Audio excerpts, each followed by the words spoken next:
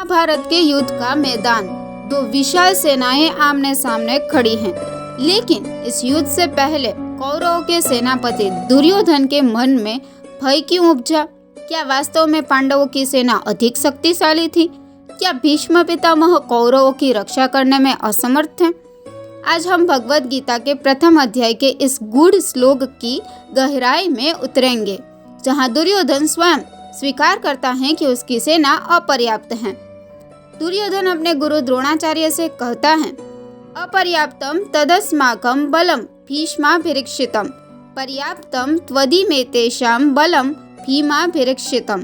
अर्थात दुर्योधन गुरुदेव को कहते हैं, गुरुदेव, हमारी सेना विशाल होते हुए भी पांडवों पर विजय पाने में असमर्थ हैं, क्योंकि हमारे संरक्षक भीष्म पितामह है। लेकिन पांडवों की सेना हमें हराने के लिए पूर्ण रूप से सक्षम है, क्योंकि उनके संरक्षक भीमसेन हैं। दुर्योधन के ये शब्द उसकी मानसिक स्थिति को दर्शाते हैं।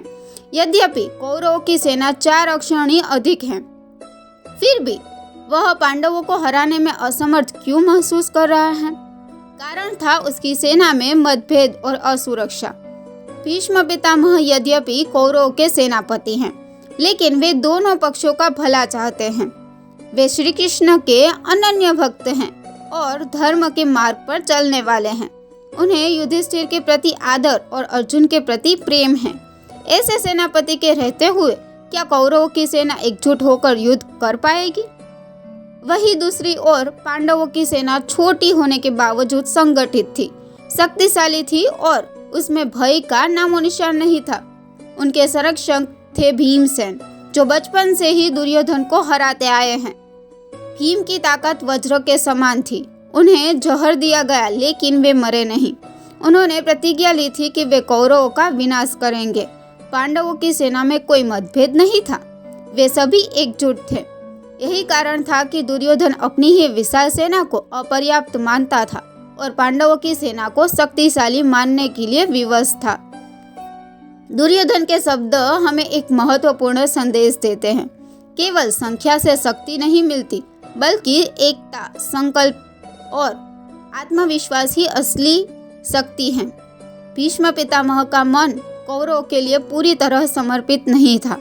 पांडवों की सेना भले ही छोटी थी, लेकिन उनमें एकता थी, संकल्प था और एक महान योद्धा भीम का नेतृत्व था। दुर्योधन को भीमसेन ने बचपन से ही भय लगता था और यही भय उसकी हार का सबसे बड़ा कारण बना। दोस्तों, यह श्लोक केवल महाभारत के युद्ध की कथा नहीं सुनाता, बल्कि हमें जीवन की एक महत्वपूर्ण सीख भी देता है। संगठन, संकल्प और सच्चे नेतृत्व के बिना कोई भी सेना या संगठन जीत नहीं सकता। अगर आपको यह वीडियो पसंद आया हो तो लाइक करें, कमेंट करें और हमारे चैनल को सब्सक्राइब करें, ताकि हम आपके लिए और भी गीता के रहस्यों से जुड़े ज्ञानवर्धक वीडियो ला सके। धन्यवाद। जय श्री कृष्ण।